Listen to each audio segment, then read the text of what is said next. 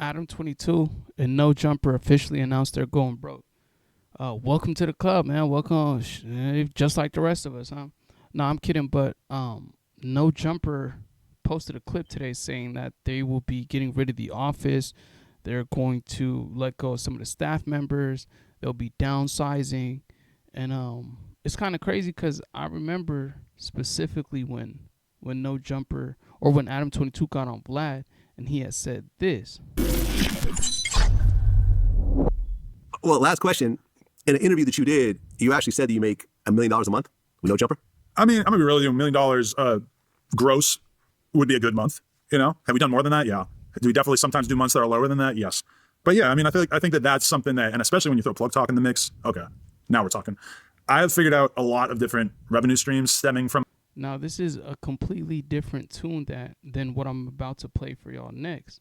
I'm just as surprised as you are because this is the platform that I learned everything from. This is the blueprint that I've tried to study and incorporate into Bridge the Gap, incorporate into MJTV and what I'm doing for Arizona hip hop.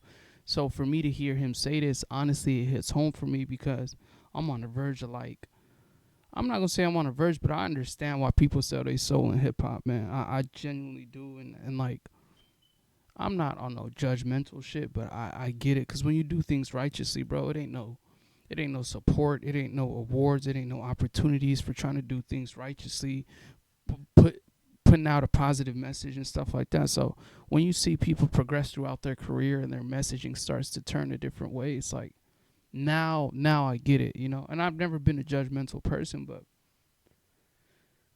I get it. You know how Lethal Shooter or whatever that hashtag where it's like, I understand it now. I get it. But nonetheless, yeah, it's a difficult thing to do to operate in hip hop, in the hip hop space, you know. And this is what he had to say on the show. Video, which is like, we're not closing up shop. We're just experiencing some difficulties at this point with the business. Obviously, I know that I titled it that way to get a certain reaction, and I, can't help but kind of hype it up enough to make it go viral. But ultimately, I just really wanted to make the video to just kind of be honest with people, since there are a lot of people who are kind of under the impression that we're still raking in cash like it was the pandemic or whatever. Yeah. But in reality, I've kind of just had this realization that the business needs to change. Can't have as much overhead as we have taken on if you want to run a media business like this, especially one that primarily focuses on YouTube revenue. I look at Vlad, who I feel like when I was telling him on the interview that what would Vlad do is my motto. Yeah.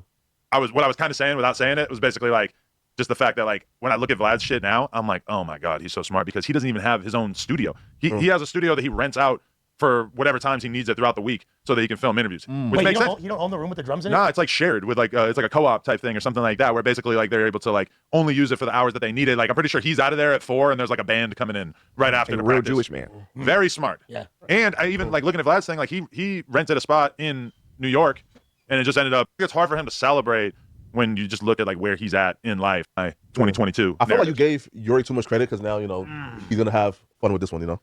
And which is an interesting point because it's does Yuri's lawsuit hold that much merit? Lawyer fees and all that stuff, it's definitely, you still gonna have to pay that bag, But at the same time, it's is it frivolous? Is there actual merit behind it? Could it be that Yuri actually has action at this? The nigga could win type shit? I'm thinking this is just one of them, no offense to Dejan, because, I don't know whether or not he did get shot, but I don't know what happens to that lawsuit, the Jay Reed lawsuit. So I don't know, but if that is the actual case and he got action and it's leading to this downsizing, I mean, that's what one can kind of insinuate, damn, bro might have action. We might need to downsize. We might need to put a few staff members to the side. So I don't know. That's just an observation. Is he capable of having fun at this point, or is his soul just so devoid of anything? I mean, I feel like it's hard for him to celebrate when you just look at where he's at in life. And I feel like the icing on the cake was him falling out with the Reconnected crew. That's just such a beautiful, just incredible moment in history for him to just the last friends he had, they're done with you.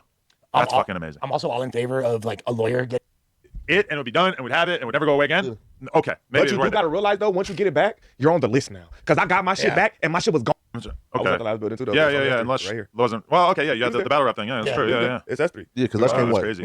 Yeah. Oh, shoot. It's only S3. That's crazy. Yeah, Right? that's Yeah. I'm the newest out of that. Suspect originals, brings too. up this Oh, point. word? right here. We the only last. Feel like nobody is gonna be homeless because of this. No. We are the last 3 originals too. Oh, word. We the only last 3 that's been here from the last building.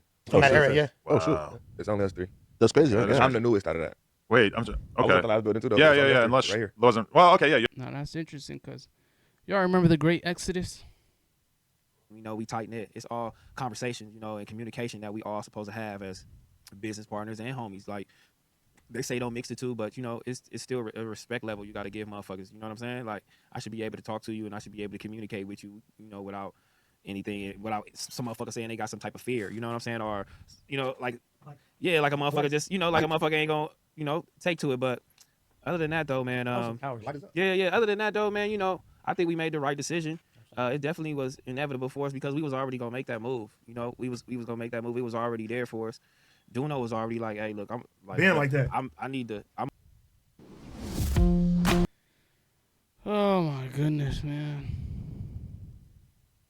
You know what I'm saying? And I was the one that was pushing, like, nah, we need to stay. We need to see what's going on. We need to stay a little longer. You know what I'm saying? As always. Shit gonna change. Yeah. It's always T-Rail. Yeah, like let's hold on. Let's see. But I think God had another plan. He like, nah, we ain't finna see no more. It's over, nigga. Stand on it. You gotta stand on it now. Like Now, in hindsight, 4 years, well, not 4 years, like 2 years, 2.5 years after. Oh my goodness. So they had to leave at that time because, you know, they were the 300 a week. T-Rail wanted more. You know, the finances weren't adding up. AD was coming to the show every day with the same stories, the same 15 stories every week. We used to be in my baby mama's broke car.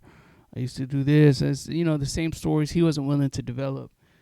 T-Rail was solid at that time. I'm not gonna lie, T-Rail was solid at that time. But ever since he left the 22sters tutelage, he hasn't necessarily been the same creator. And there's many instances, the Big Deal situation, the Blasey situation. Just, you know, answering phone calls from Luce and instigating stuff with the trap. So it's like, it's interesting that this is an off the wall subject, but it's interesting that he became just the melanated version of Adam22. And it's interesting as well because you become, you know, when you're like, you become the things that you hate the most. And T-Rail hated Adam, hated his guts. When I see him on Parker, man, like he went yizzle, only to become and develop into him. But I genuinely don't. That Yuri situation is what's interesting. Somebody who's like good at the Trap Lord Ross investigative journalism type stuff should check that out. Because if there's actual merit behind it, and this is the reason why it's forcing the downsize of one of the most historic hip-hop platforms in history, then damn, it might be Harmonious Jumper in a little bit. That's what it sounded like from watching that. It sounds like it's finna be Harmonious Jumper and Harmonious Riley Jumper. That's what it sounded like.